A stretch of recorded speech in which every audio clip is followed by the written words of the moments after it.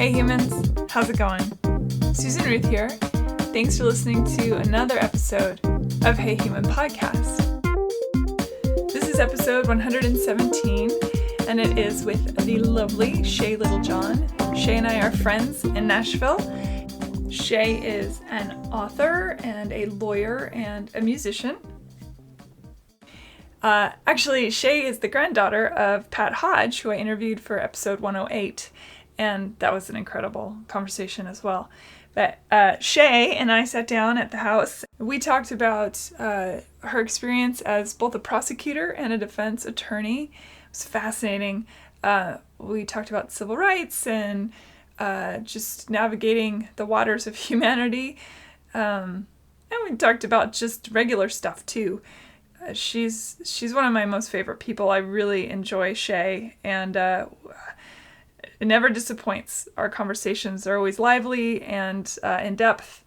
So I'm very excited to share this episode with you guys. Toward the end of this episode, there's a moment where I had turned off the mic. We had said goodbye, and then I turned off the mic, and Shai and I started talking again about some other things about being a prosecutor and a defense attorney and like all that stuff and some corruption stuff. And it was really fascinating. So I turned the mic back on and got all that information and just took our goodbyes and stuck them at the end. So there's a little moment where, it's a little confusing because we're talking about one thing, then suddenly we start talking about this other thing. So I just wanted you to know that that's why. It's because when we were just jabbering afterward, it was like, oh my God, that's so good. So that's what that's all about.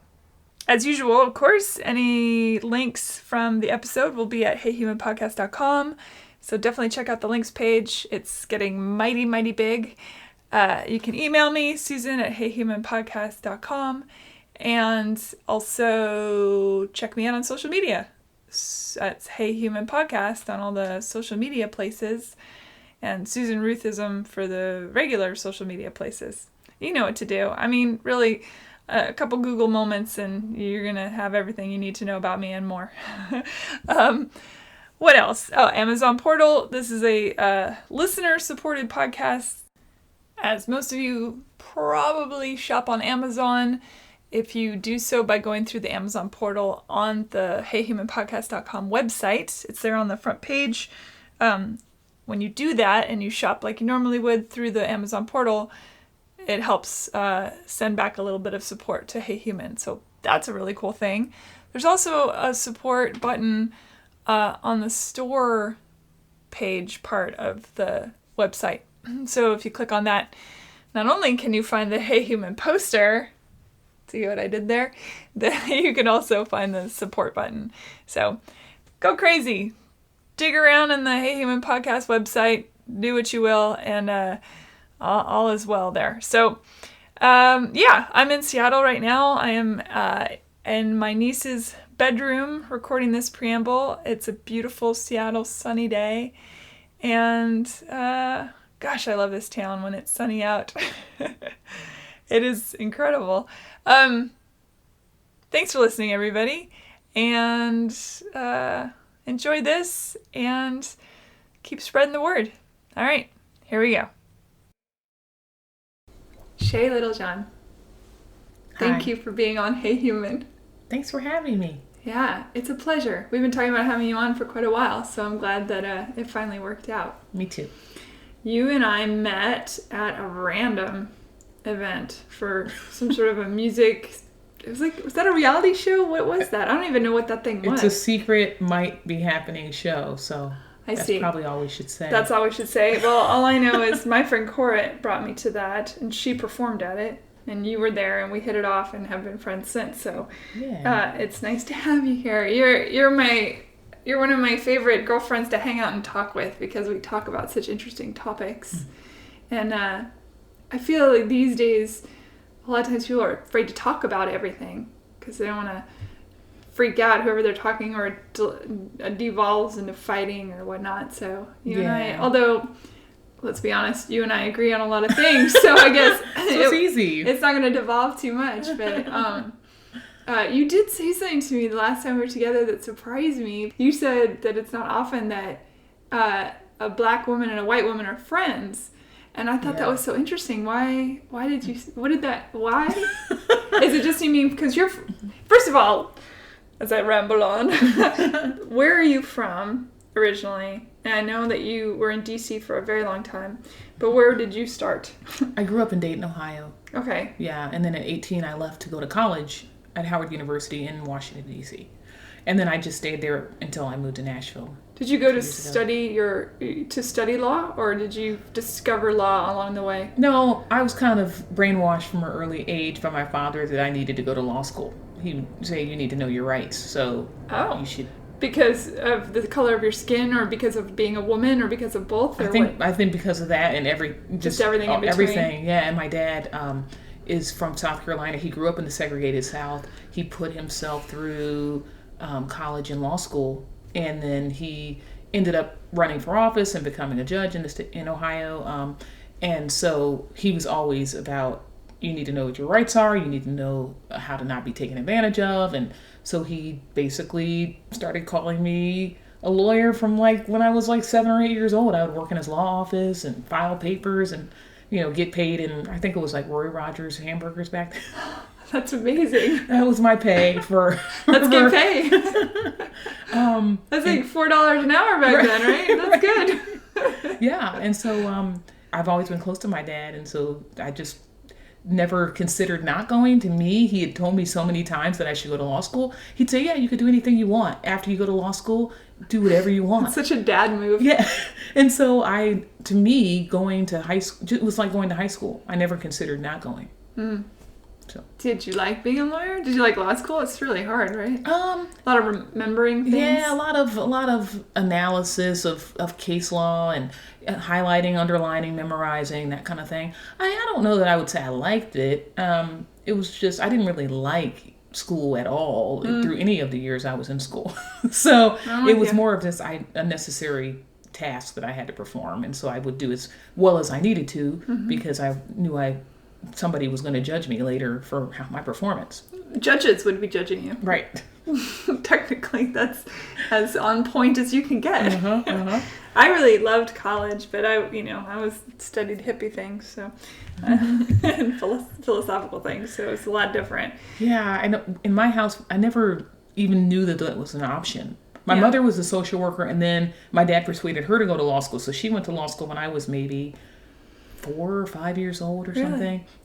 And she didn't end up practicing law for long. She ended up working in corporate America and having a really nice career. But it was, that was my household. And in Dayton, Ohio at the time, General Motors was big. So everybody was either a General Motors worker, teacher, doctor, lawyer, dentist. And those were the careers that you sort of considered. I'm sure. Well, I should say the people I was around. There were artists in town. I just never met them. Did you grow up in an integrated community? Yeah. Oh, that's good. Yeah. So you had that nice experience for that. Yeah. Very middle class, and because so many people worked for the automotive manufacturers, I think it just had the community had a certain stability about it until after I moved away. Then things changed. My neighborhood was super white and old. A lot of old people in my neighborhood, especially to a little kid. For sure. Not a lot of kids, really. We had kids, and we would all meet on the corner with our bikes, and kids of different. It was pretty much black or white. There were very few other groups in town, but we had Jewish neighbors, and every holiday they would bring over a box of silver wrapped. No, they brought us the gold box with the red bow. And my mother would send us over with the silver box with the blue bow. Nice. It's just trading that Russell Stover candy. Gotta love it. Yeah. Okay, so now I want to get back to that point. So what made you say that? I was curious after the fact. Well, I think just my observation, you go to restaurants and you don't see too many tables of women being integrated tables of women. And it's unfortunate. And in school, I went to a historically black college. So there are white women and Jewish women that attend Howard University, but not as many, obviously, as black women. And so I just noticed, just observation, that people don't tend to associate too closely with people that don't look like them. Yeah. I talk about this a lot on the podcast, that the unfortunate thing about television and film, which is why I get excited when movies like Black Panther come out, or, that for a little kid watching TV, it's mostly white, and people of color are generally portrayed as the bad guy, or the crook, or the criminal, or the something, the pimp, whatever it is. And I'm hoping that is changing, but kids absorb that information and think about what they can and can't be. Let's be honest, television raises a lot of kids. Mm-hmm. It does, yeah. And we weren't allowed to watch certain shows when we were growing up. Yeah. And my dad still, certain movies that come out in the movie theater, he's like, I'm not going to pay to go see that. He's like, if somebody depicts me in a subservient position, then why would I pay for a ticket to see that? Mm-hmm. So with the exception of some historical type pieces, which it's really neat that a lot of those, like Thurgood and the one about Jackie Robinson, things like those films. I saw that on 42 on a plane. 42. That's not a good movie to see on a plane. I was sobbing on the plane. Yeah. I was like, I didn't work today next. Or movies like The Butler. Still haven't seen they that just one. have so many. The writing and the intent behind the films is what's important, I think. Did your dad see 12 Years a Slave? I doubt it. Yeah. I can almost say he didn't. I still haven't watched it. I haven't seen it either. Yeah. My dad won't go see basically any World War II Nazi type movie, any Holocaust-y type movie. Yeah. He's just not interested. Doesn't want to see it. Yeah. I can understand why you wouldn't want to, for sure. I mean, I do believe that pain and suffering and of our foreparents goes through our lineage. It's in our blood. Mm-hmm. I try and watch movies about the Holocaust, and I'm a destroyed wreck by halfway through. It's very hard to do.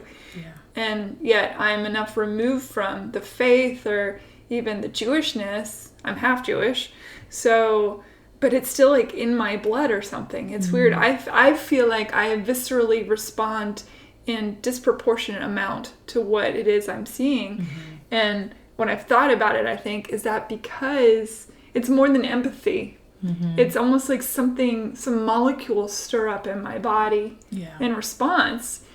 I think about that stuff all the time, though. Yeah. Do you have that at all, like as a Black woman? I mean, yes. I mean, I know the distinction you're referring to, because when I see films that about the Holocaust, there's an empathy. And there's a shock and horror that people could be this cruel in the world. But it's a different sort of feeling than when it's seeing someone that looks like you, I think.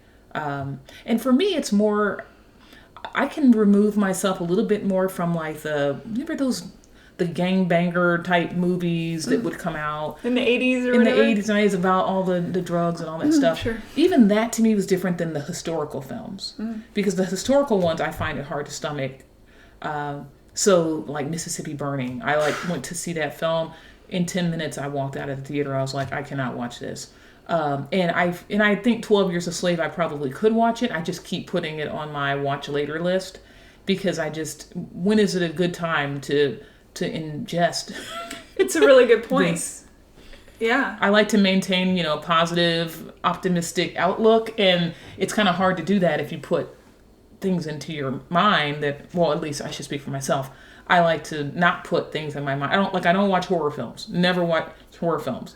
Not because I believe it'll come true, but because I think, why should I scare myself? Slasher movies. Or slasher. I mean, yeah, because some of this stuff could happen, right? So why do I want to put that in my mind? I don't understand why people watch those things. So the adrenaline. I think it's all about the adrenaline for stuff like that. Mm-hmm. It's interesting because, again, the idea of know the history so it doesn't repeat. And so I watch a lot of stuff, even though it's very hard for me. I still watch it, and it's generally destroys me. But I feel like it's important, and it's almost, in my perspective, honoring the dead, honoring the history. But it is a good question as to where do you draw the line? Do you know what I mean? Yeah. Yeah, I mean, I attended a historically Black college and university, and we had requirements to learn certain things about Black history. And I have... About Black history or Black history in particular. Yeah. And so I imagine if I didn't have that experience at college, I probably wouldn't be as proud of my heritage and proud, and because I see the story of Black Americans as a story, one of victory and overcoming so many different obstacles and still in the process of overcoming, as opposed to what some people who don't know anything about Black history would almost make us look like victims. And there is How do you mean? What do you mean? Well, I think in the treatment of certain films or TV shows, you can depict Black Americans as being victimized but not also victorious. And so the Black community has survived so many injustices since the forever. And I'm very proud of what Black Americans that have come before me have done to ensure that I can be where I am today. Sure. And while that race is not over and maybe never will be, I can appreciate and say those people were pretty special, awesome people. Yeah. As opposed to, let me just tell you the story about this downtrodden community. Right.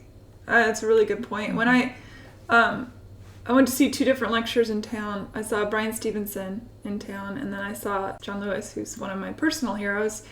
And I had this feeling in my gut of like, oh my gosh, we have so far to go. Everything is a mess. And I remember being in line. I think I've brought this up before on the podcast, but I remember being in line and seeing people of all nationalities and gender, and loving whomever they love and whatever. And it was standing room only. It was packed, which was wonderful. But I remember being in line thinking, gosh, we still have so far to go. And it was during a time when there was a lot going down anyway. There was one of the billions of things that go on every day. Something had just happened. I can't remember what, because there's been so many. But I went in and I sat down and I looked around and I started crying just because it was so full up of people, and I was so happy about that. But I still in my heart was thinking, yeah, but we've barely gone anywhere. It's not where it should be. And then he got on stage and he said, for those of you who think we haven't made any progress, look around. I'm standing on this stage talking to you. Look at the auditorium around you. And it was like, yes, like that, talk about seeing how far things have come, instead of where my mindset was is like, oh, we still have so far to go. Yeah. And I wonder if that's a perspective of being on one side versus the other in terms of experience. I'm around people that make anti-Semitic slurs. I hear them probably once a month or twice a month or whatever. And I just think, well, that's an ignorant person. But you don't look at me and go, Jewish person. Right. Look at you. You don't say, oh, I wonder, do you know what I mean? It's right. Pretty obvious. Yeah, so people might not say certain things when I'm present, but when I walk away, maybe. Right. Or you always are who you are. That's just the way it is. And I don't know, I think about all these things all the time. And I find it so fascinating to try and be a human being in a world that is seemingly constantly trying to find what's different about you instead of what's same about you. Yeah, instead of what's same, out of fear, I guess. But I mean, we have made tremendous progress. Of course. And but I think that one of the things that's standing in the way of further progress is a fear of people being honest about their true feelings. You mentioned about good or bad, you mean, or yeah, good or bad. Yeah. And maybe fearing that someone's going to be offended by what they say, and maybe some people take offense too quickly over things that are said, and not understanding that we all have a different experience and we all view the same situation through a different lens. It's true. Which snowballs into a lot of misunderstandings. And so, yeah, finding that commonality is risky business for people. But if people would try to do it, and that's where you mentioned white women, the comment that I made about white women and black women not being friends very often. I think there's a mystery there, and nobody wants to cross this line. And once you cross the line, you realize it's not really that big of a mystery.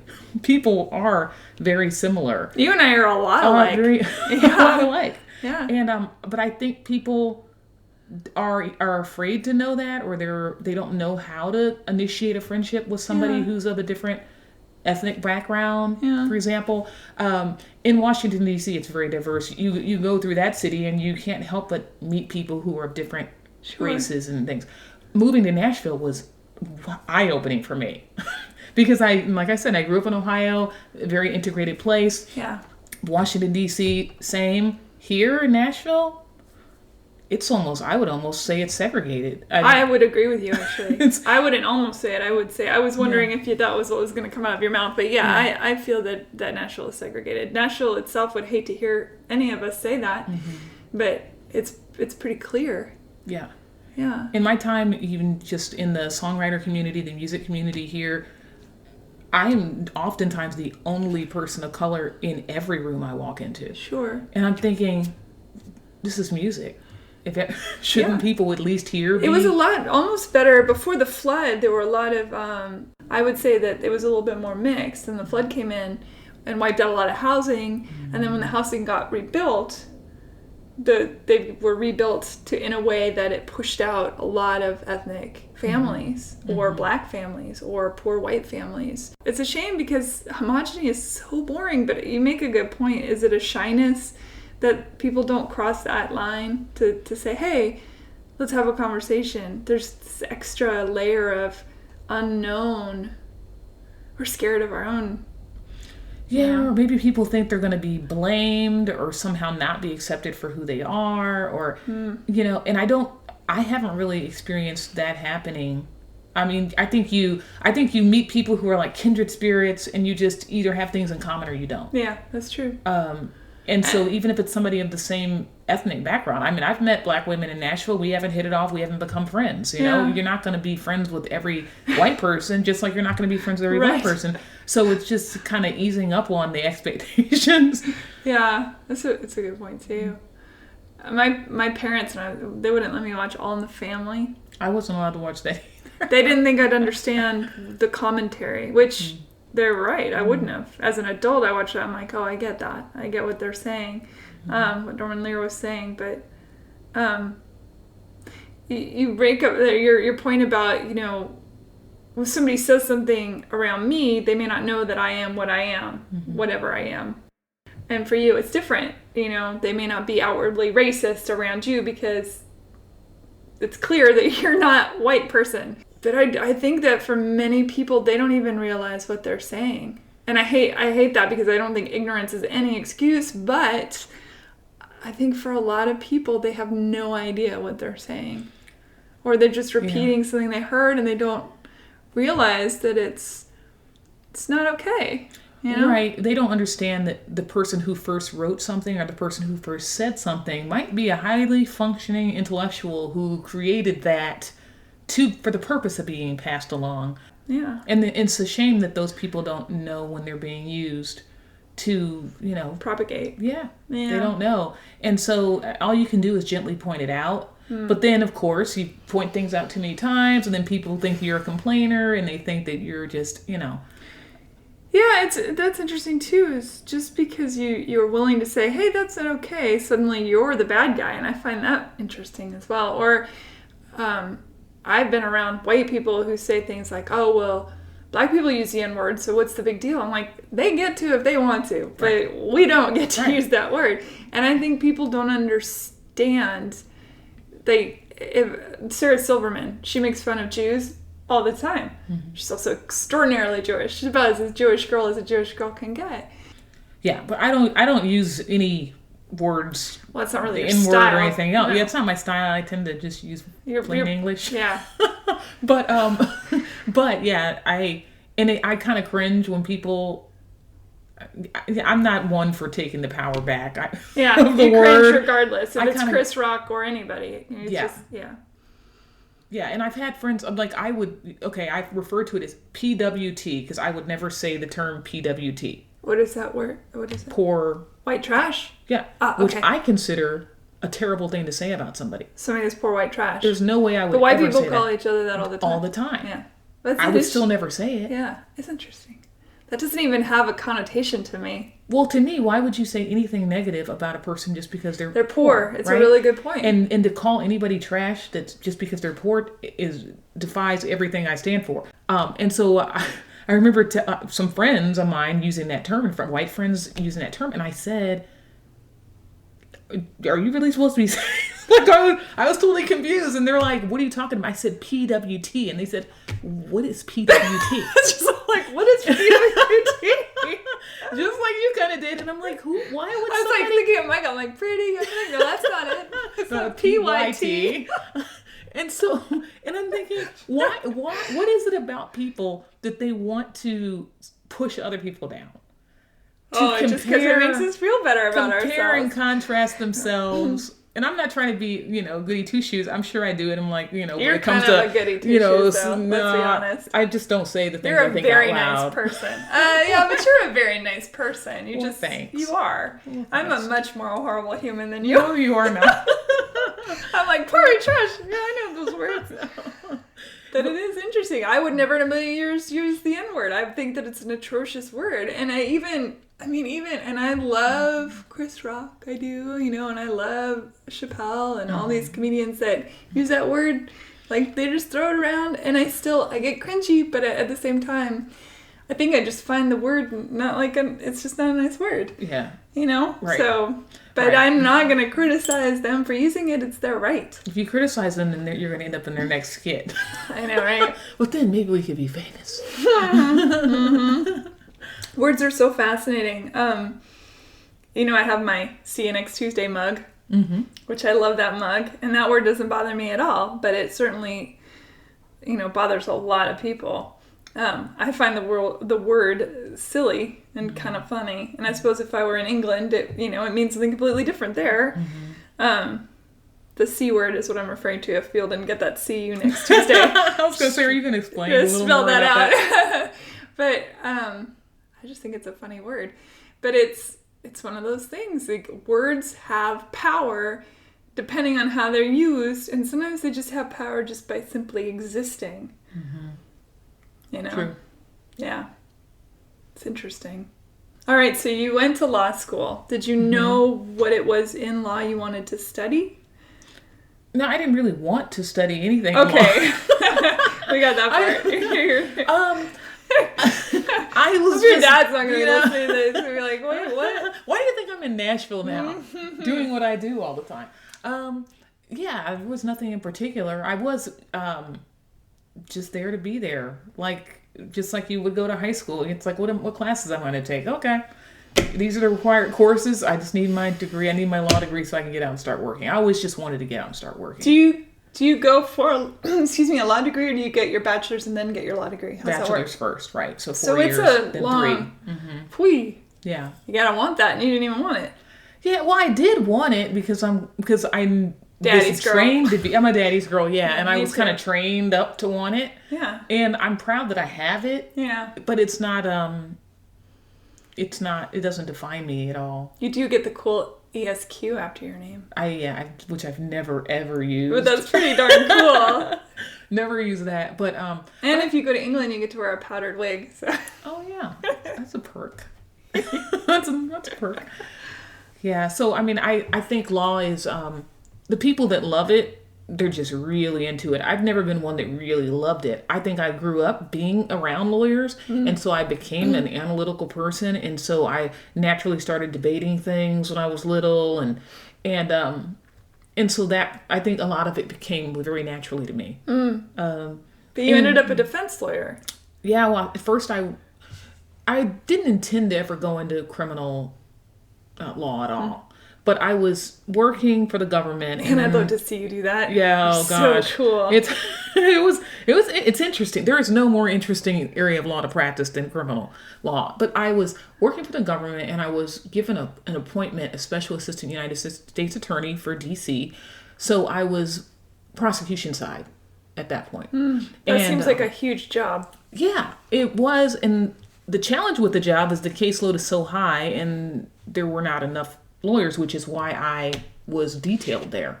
Right. In that role. And so that's when I started doing trial work from a prosecution side, doing ride-alongs with officers, interviewing the police officers, presenting charging documents, things like that.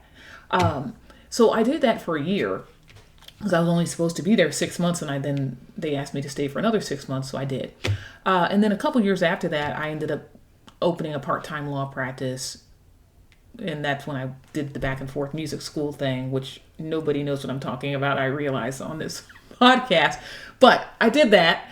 I went to music school as a sort of sabbatical, and I opened a part-time law practice. And then the judges started giving me cases to represent people from the defense side. So I was able to get those cases and get on this panel to receive them because they remembered me from the prosecution time.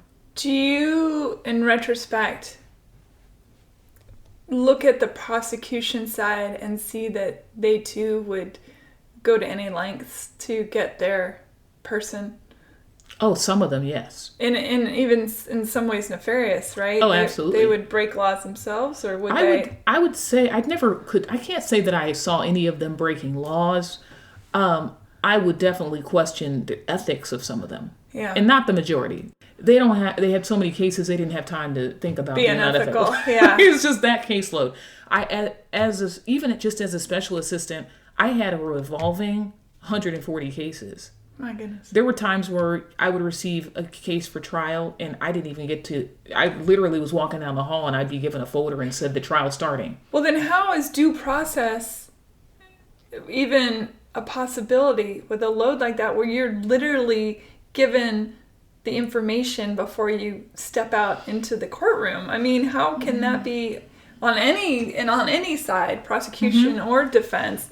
How does it allow for a fair trial, which is your inalienable right? You're supposed to get all those things. Well, on the prosecution side, it's the government's burden to prove your guilt beyond a reasonable doubt. So, if they have too high of a caseload and they need to be able to get convictions and they can't because they can't spend the amount of time so a lot of people working on those cases, then we have a problem there, right? Sure. On the defense side, I spent 5 years doing the defense side. And multiple occasions where I was receiving documents late. Like late, meaning the day of trial, an officer would walk up and hand me a CD and say, I forgot to give you this video. Now, those are supposed to be turned over in advance of trial. It's arguable what that means, right? Can that create a mistrial then if it's... well, you just would, tell the court, tell the judge what happened and ask for more time. Yeah. And then, at least time to go review it. Sometimes it's benign. It's just some video. And other times I received videos that were completely contradicting the officer's testimony. Well, I should say the officer's documents. Sure. Complete contradictions. And so then I would ask the judge for a pass. We need to, have a rescheduled trial date, which is a problem if your client's being held, right? If your client's held in jail and their trial date gets pushed because of, the process not being followed by law enforcement, that's a problem. Like that poor kid that was stuck in jail for 2-3 years who ended up committing suicide. Yeah, I'm not familiar with that one. I'll have to look it up. But there's a lot of stories that go untold. Yeah, there's a lot of stories that go untold about.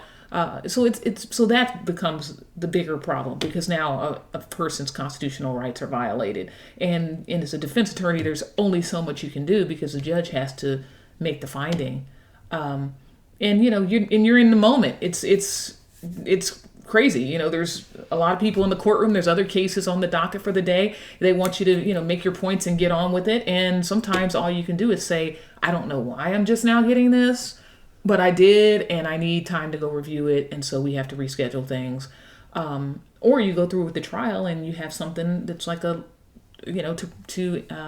cross-examine with and hopefully show those inconsistencies in the officer's testimony. So were most of your cases, what do you call it, when it's the city provides the defense, or were yours mostly people hired you to be the defense, or was it both? I've had both, but the great majority of my cases were court-appointed cases. Court-appointed, that was what I was looking for, court-appointed. Yeah.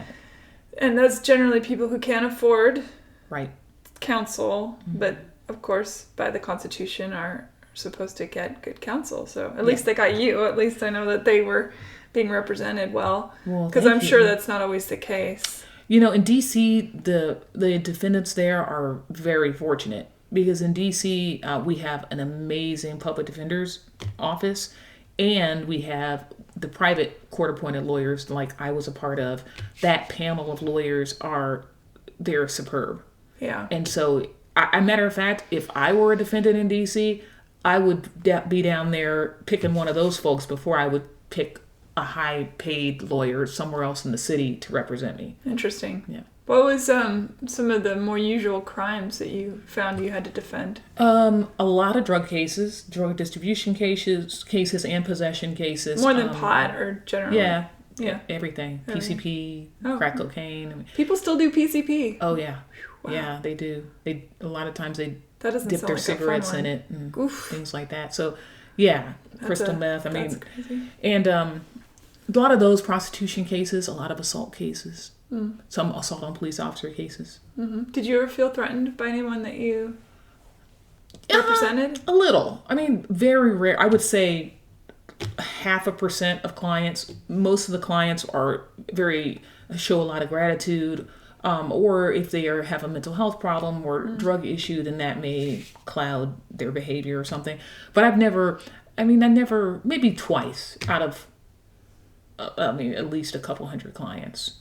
Yeah, so that's pretty good. Mm-hmm. I mean, you would hope for it to be never, but that's not realistic. Mm-hmm. Drugs play a huge part in the crime problem, I'm assuming.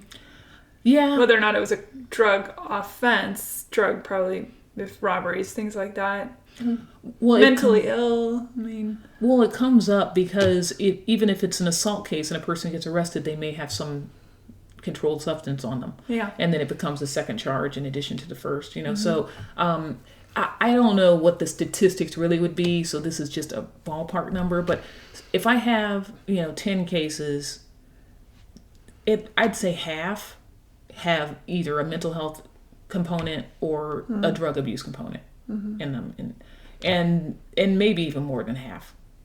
So it certainly, if you could remove the mental health issues, you could treat those, I should say, and if you could remove the drug abuse issues, you would be, you would have half the caseload. I mean, half the crime. I mean, right. We've been shouting this from the rooftops for a very long time. You help the mental health issue, and the drug rate abuse will go down because people self-medicate. Right. And then they get to a point where they can't afford whatever they're self-medicating with, and then they turn to the crime. Or, they're not helping their mental stability, and they make choices that are not reflective of somebody who isn't mentally unwell. Do you have any cases where you got the case that you can talk about where you went, oh my, didn't we talk about this once? There was some case that was really high profile, and I thought that was you. I don't know. Maybe it was somebody else. I thought it was you, and there was some sort of shady stuff going on with a DA or something. It might have been someone else. No, that sounds interesting. I'll have to look through my notes. Yeah, I got to listen to that podcast episode. Yeah, I got to look through my notes because I only know a couple of lawyers, and so the other person was also a woman, so my guess is I'm confusing the two of you. All you lawyers look alike. we wear the same kind of clothes. That's funny. Do you have any cases though where you came to it and you thought, I know for a fact this person is innocent and I'm going to prove it, but you still have that Sisyphean task of showing everyone else? No, I never had a situation where I would say, because I never know whether anybody's done anything. Do they not say, I'm innocent or I'm guilty, or they just... No, there are some clients who will say, I'm willing to enter a plea. I did what, can you just help me get treatment or those kind of things. And most clients say that they're not guilty, and there are some that are not, because you're able to find the other perpetrator, or you're able to secure the video that shows that they're not guilty of what they're being charged with. Unfortunately, that doesn't always get the case dropped, because for a variety of reasons. So sometimes it does, sometimes it doesn't. Having something prove that they're not the person doesn't get the case dropped? Well, no, I mean, if you had really, really clear proof, but I'm, but I'm talking The about, other guy's like, I did it. if you have, right? I mean, there's maybe more to the story. Maybe the video didn't show the whole incident, Sure. or Right. so the prosecution's not just going to say, well, sure, we take your word for it. I mean, especially if you have a victim who's saying something else. We had a video of them not doing it, but we taped Seinfeld over it. Sorry. Oh, Yeah, man. so I never say that I know for sure about a client, and it's not really my position to determine that. The government has the burden of proof to prove them guilty beyond a reasonable doubt.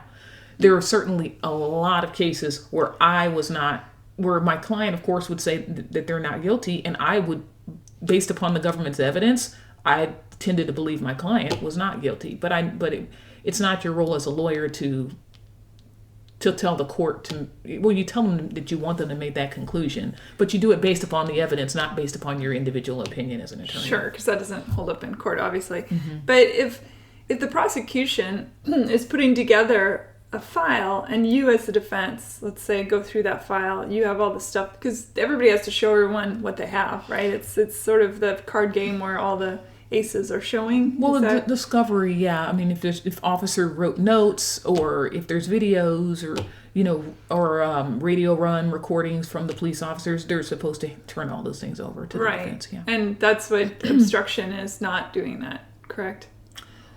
Well, I mean, obstruction could be several different things. I mean, there's certainly ethical and criminal violations if prosecutors don't turn over the information that they have. Sure.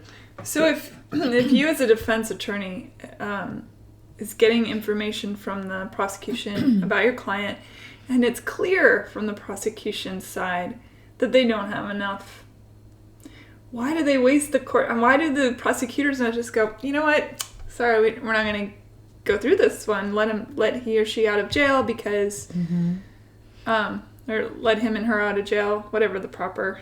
Yeah. Well, release. Well, they do sometimes. I mean, sometimes they do. The prosecutors do drop cases, but can be a lot of reasons why they might not. I mean, you don't know who else is in the pipeline. If there's a case where it was a group incident, they may want to hold one case because another case is coming in the pipeline that has to do with the same or similar situation. Or I mean, there's a lot of different reasons. Or like how they got some of the mafia guys on tax evasion, things like that. They couldn't prosecute them for the crimes of whatever their mafioso things were, but yeah. Yeah, so there's a lot of that I don't know about all prosecutorial offices, but many of them have a lot of discretion. I mean, certainly in D.C. we had discretion. If I felt that I had a file in front of me at the U.S. Attorney's Office that just didn't smell right, I could certainly take it to a supervisor and say, I really don't feel good about this. What do you think? And they might just say, okay, toss it. Or that supervisor might call up the officers and say, now tell me again what happened here. So not every arrest turns into a prosecution. Did you have some of those cases that were overturned because something smelled fishy? Well, in my view, just something might not have lined up, you know, or I just wasn't convinced that something occurred, or even maybe sometimes there's the prosecutors have to keep abreast of what is going on with the law enforcement officers too, and there's obligations there to disclose, like if an officer's under investigation, or the prosecutors are supposed to know that, and they have to there are standards by which they have to follow. If certain findings have been made about an officer, they have to share them with the defense. So if you have an officer who has been found not to be truthful or something, that the defense is supposed to learn about that. And they might not bring a case because they may feel like that officer is not credible. Yeah. Of course, that's going to be in those rare situations. How do you feel about the justice system on the whole? Do you think it's functioning well, or?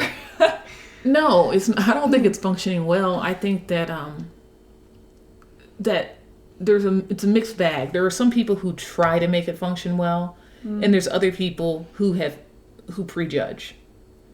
and just assume that if somebody's there, they must be guilty.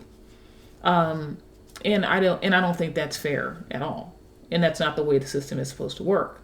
I think that most people are there to do a professional job.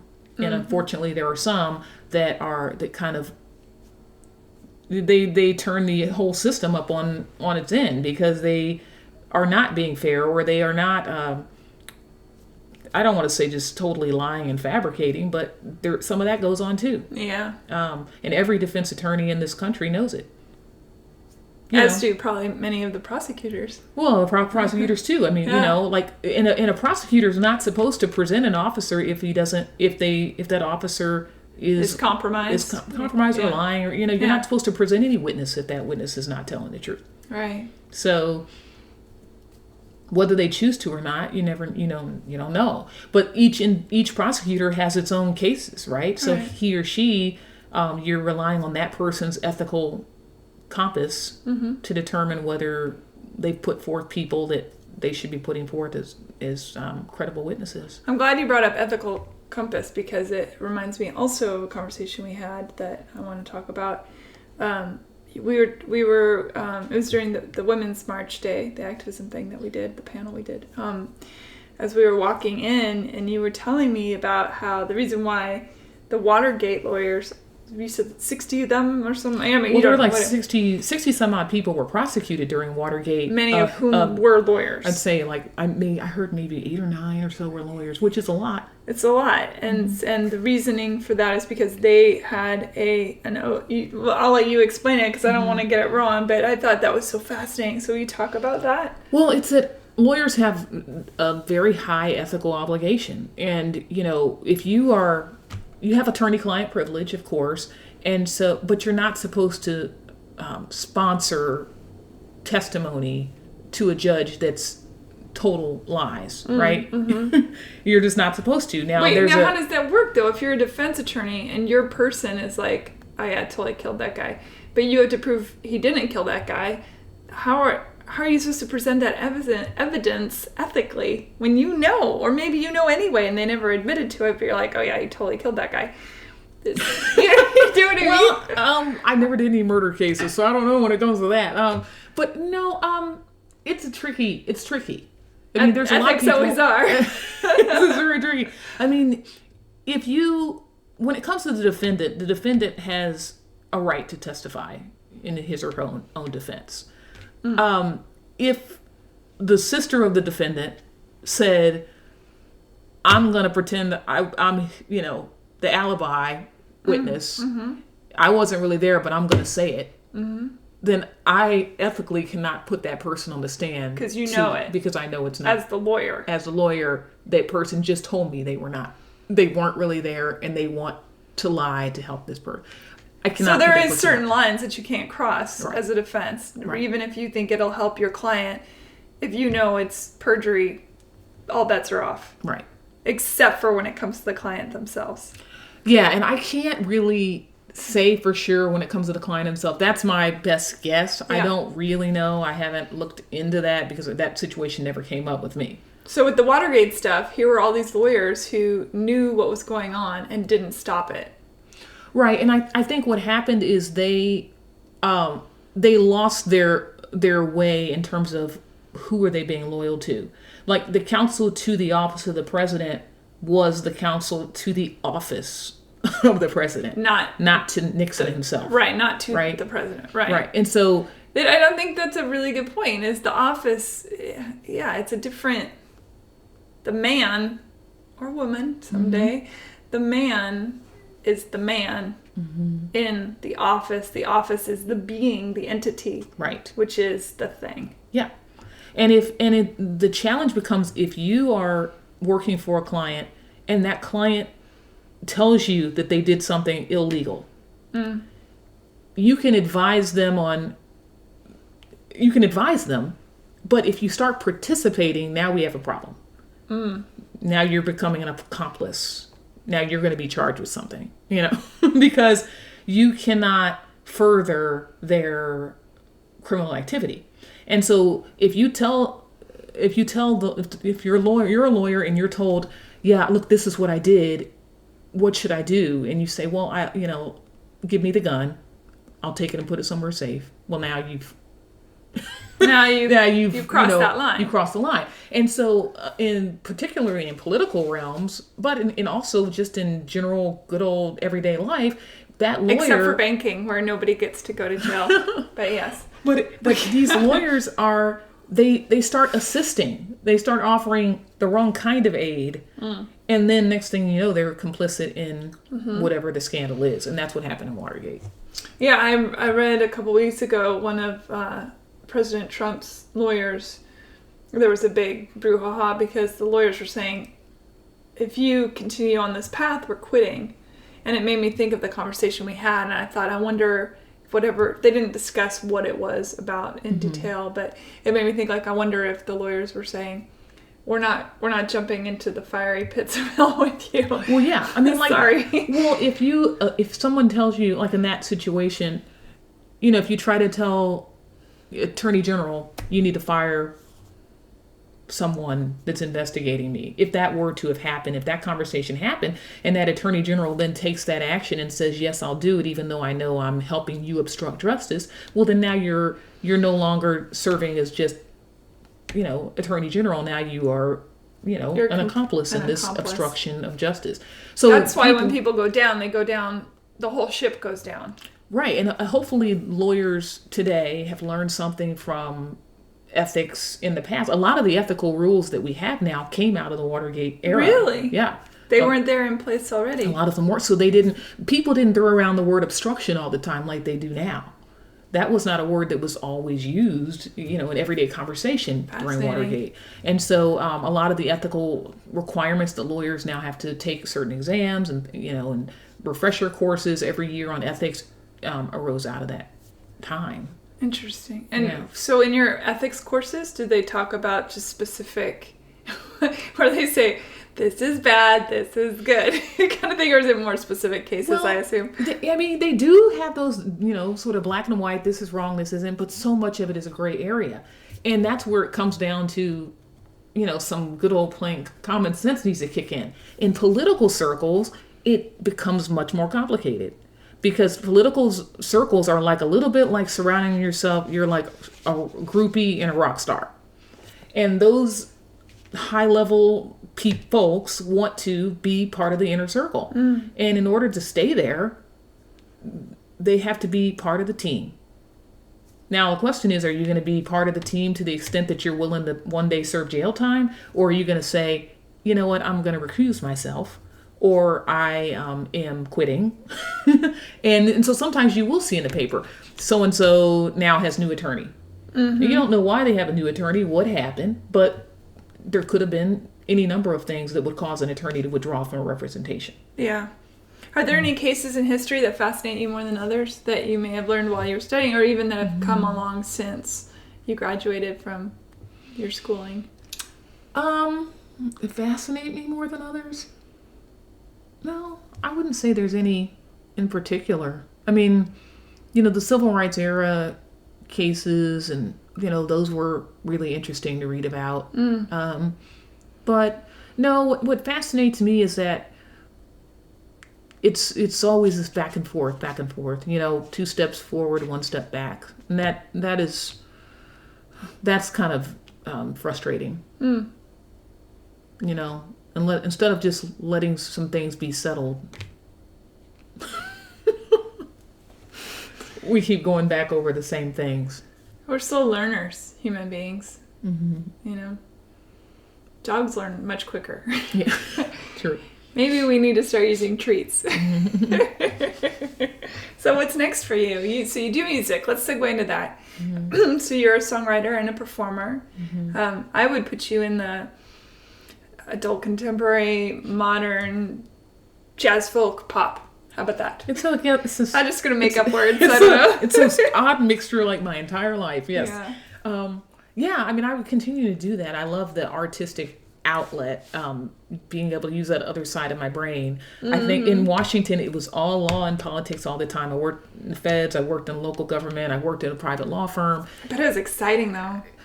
And exhausting. You probably didn't sleep a lot. There were some it was interesting, very interesting. And that's why I feel like I have a little insight on the political circles type of analysis, in addition to like my time as a criminal defense lawyer. And then, with all that, I said, I don't want to keep this stressful existence up forever.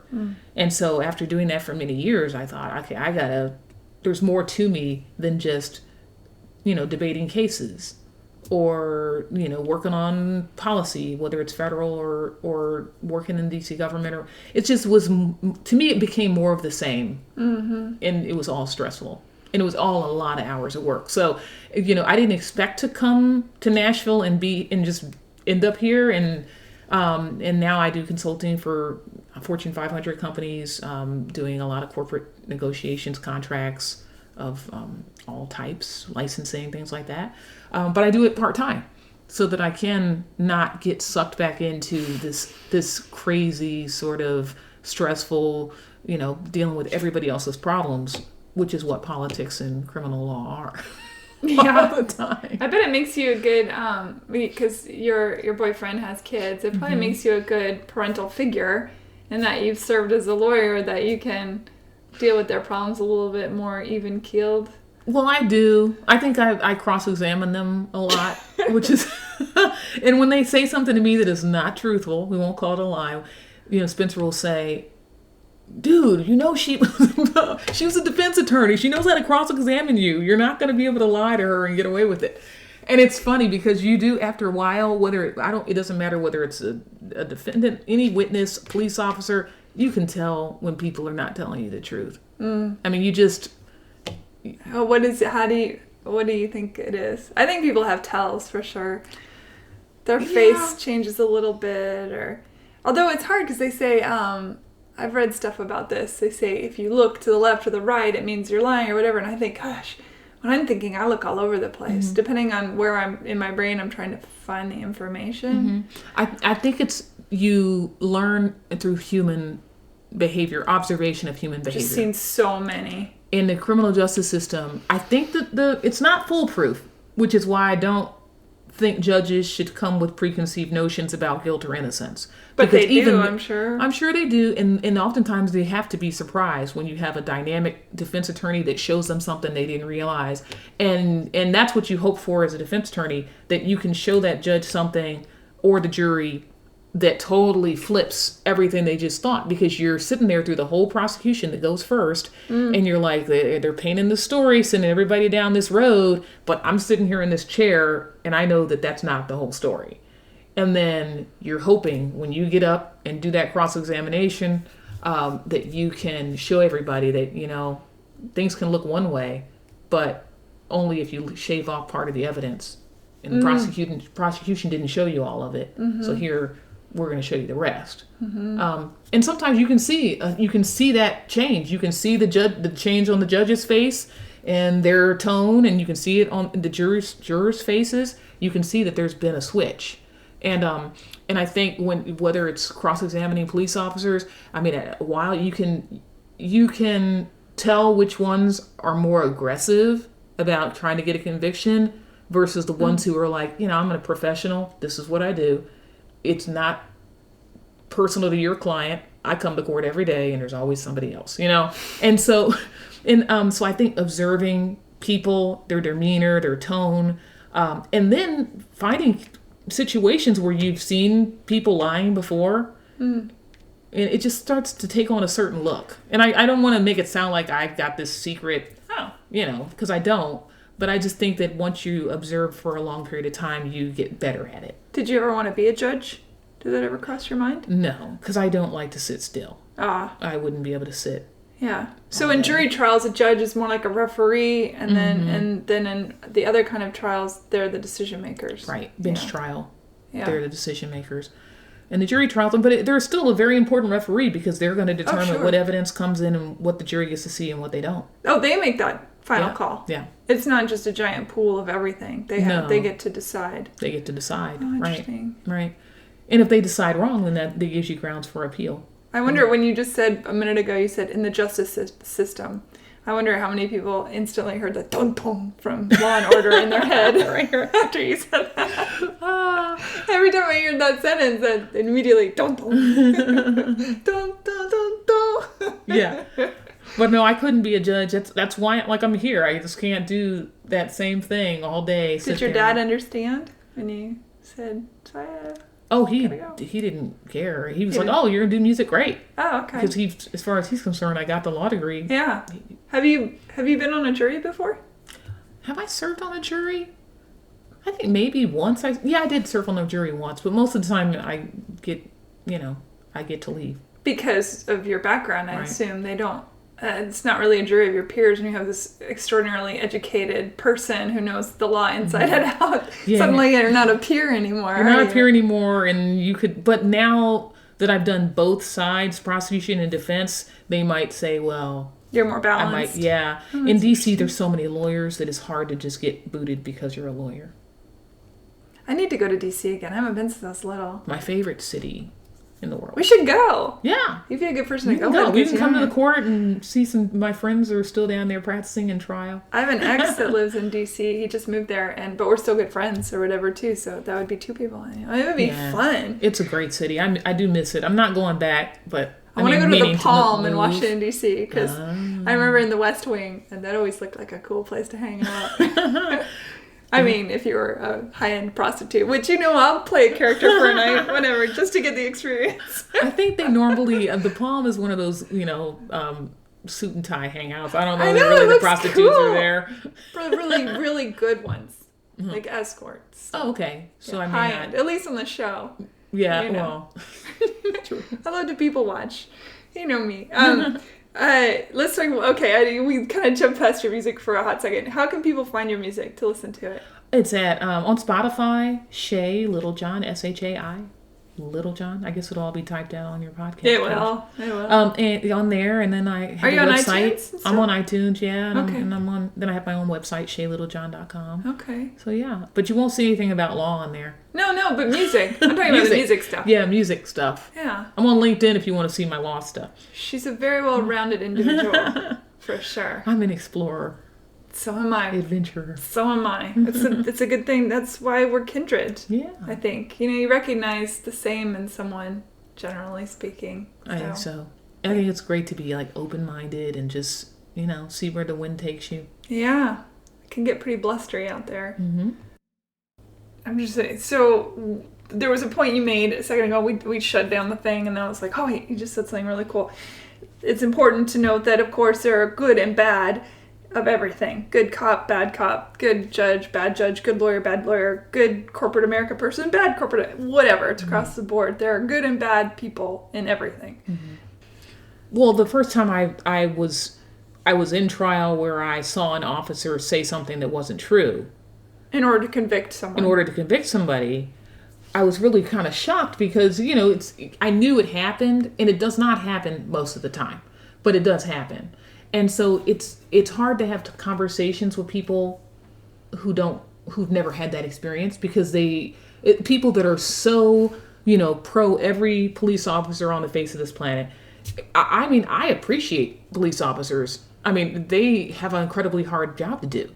But just like any other job, there's some of them that don't need to be there. Yeah, sure. And they need to be held accountable for when they break the rules. Mm-hmm. And so, and it makes all officers safer. And it uplifts their entire profession, which uplifts everybody. But the first time that happened... Do you remember the case? No, I don't even remember the case. All right. I mean, it's happened multiple times. Okay. But not the majority of times. But I would say maybe, if I said, a couple hundred cases, there might have been 5 where I knew blatantly that this officer was fabricating a story. Did they get a bonus or something? What does it serve them to lie when they know they're not? Well, some people are by nature competitive. They will... I can't even begin. So they just want to win the case just for the sake of winning it, regardless if somebody innocent is getting... Right. I mean, you attract, the profession attracts a wide variety of people, to it. And some of those people are there because they believe in protecting and serving the community. And other ones somehow get it twisted and they start policing the community members, and even to the point of harassment or profiling or things like that. And so once they've already, put the documents together and decided from whatever encounter on the street that they wanted this person to be prosecuted, they don't show up on the day of trial and all of a sudden say, oh yeah, none of that, never mind, we don't, I know what I wrote in my police report, but let's move on, we can just get rid of this case. They're not going to say that. And then sometimes I think it becomes a combative situation with just wanting to be argumentative with defense counsel. Some people are overcharged. They're charged with something that is much more serious than they should have been for what happened. Does that? Let's throw that race card out there. African Americans get bigger sentences than white people for the same crime. Yeah, that's a real thing. That's a documented real thing. It is a real thing, and Black people will also be arrested for something that is overlooked when a white person does it. In some cases, I did even simple things like possession open container of alcohol. I've had cases that are, I forget what that is, maybe punishable by up to 90 days in jail, or is it 30 days? I forget. But I've had those cases, and I'm thinking, but I've also been physically seen officers tell young white men to pour their drinks out. Yeah, I've been at those parties at high school. Yeah, like a party. You have a party outside of, we had one black kid at our school, though. Yeah, like if you have a party outside of, say Georgetown, and kids have open container alcohol, and, officers will say, hey, guys, pour that out. You're not supposed to have that drink. If you're a young black man coming out of a nightclub with that same plastic cup, all of a sudden you get arrested for, stuff like that. Yeah, just little things big things like that, but and then a person has a criminal record over, something silly like that. And so it's not fair. And unfortunately, I don't know how we're ever going to resolve that. I don't either. I wish I did. Yeah. But then we wouldn't be sitting in my kitchen, I suppose. We'd be somewhere making that happen. We're making it happen, and I think the problem is discretion. Everybody, back to that, everybody has a different experience. They have a different lens through which they view things, sure. and then they have that discretion on the street. I get very confused by people that get mad when you try and stick up for the underdog or somebody that is being disenfranchised. I don't care if it's a black person, a white person, a poor person, a rich person, whatever, a female, a male, somebody that is being treated unfairly, and you say, hey, this is not right.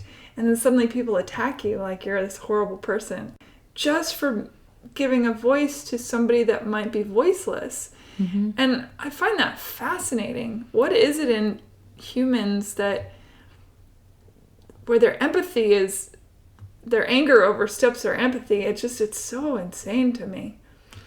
Yeah, well, some of them, I think, honestly enjoy seeing someone else in pain go through it. Yeah, maybe. That's a good point. I think we do have a tendency to, as we like to push up our kings, and we love to see them fall down the hill. Mm-hmm. Otherwise, things like reality TV wouldn't exist, or all those celebrity magazines that do so well. Yeah. It blows my mind how you can have like the cases we had in the news over the last couple of years, and that whole Black Lives Matter movement. It blows my mind.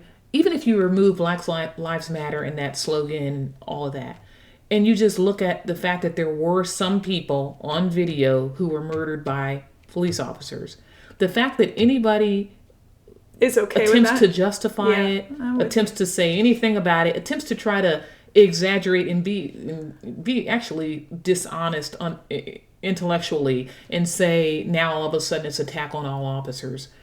Which it's not. Right. It's nobody dislikes all officers. Nobody's complaining against the national anthem either. It's like completely missing the point. That redirection, that smoke and mirrors, helps keep the division alive and well, and the anger at a fever pitch. Mm-hmm. But I agree with you. If someone is being hurt, why is that not what matters. Yeah. I mean, I don't even read like a lot of social media posts anymore, especially at the end of an article.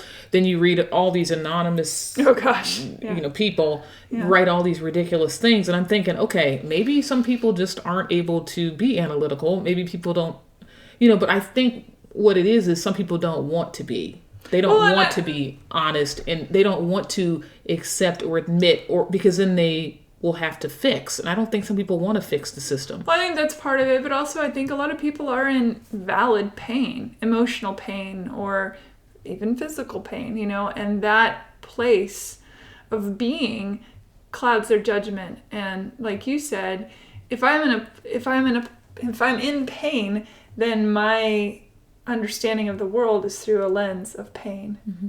And so then maybe I feel better, as you said, when someone else is hurting. It's twisted, but in its own way, I'm not alone if someone's worse off than me, Yeah, I think some people they don't want to be the worst off. And they like the fact that there are African American people who are not treated fairly. They may not vocalize that they like it. They may not even know. They may not even realize on that a they conscious like it. level, yeah. But, I don't see how else you would be able to rationalize the comments that people make. And I know some of the situations were borderline. They weren't all just, young black boy murdered. I mean, there were a few clear cases like that, and older men. And then there were others that were more like the gray line. Is like, is this really the battle cry case people should be shouting about? But the ones where they're clear cut, interesting that people can't even get on the bandwagon and say, yeah, we all agree collectively that is a problem. Like a 6-year-old playing with a toy gun in a park, for example. Yeah. Yeah, it becomes that those parents should have known better. Well, kids play with little I played with guns all the when time. I was little. Right? We had plastic guns. We used to play war in a backyard and down the street with my brother and all that. So it's a devaluing of a particular type of human. Right. Which there is no other type of human. There's just human. But I think in a person's mind that can compartmentalize like that, there is a difference. Yeah. Can't we just save the world? Probably not. This is coming from the person who started off the interview saying that I'm positive, optimistic. No, I'd like to think that generations from now it'll get better, and maybe it won't. I don't know, but we'll be dead, so it's okay. What do we care? I think there will always be some humans who want people to be under them. Well, I was just reading a really interesting article, and I don't want to keep you for too long. I was just reading this really interesting article about machines getting to the point of where they realize that we are less powerful, less smart, for sure. And then they decide to choose dominion over us. Right now, we have dominion over machines, but it's a fine line. And then what happens? Yeah. Then what happens? We have dominion over animals, right? Why? Because we think we're smarter? Well, dolphins are pretty smart. Whales are super smart. Every creature on the planet has its own language. Even plants have their own thing that they do. So it's really fascinating to think about what could happen with machines. Shay, thank you. Thank you. Thank you for being on Hey Human. Yeah, it's been great. I knew it would be. I learned a lot too, so I appreciate that. Here's to really the beginning of a beautiful long friendship. So yeah. I'm so glad. Yeah, me too. All right. Bye everybody.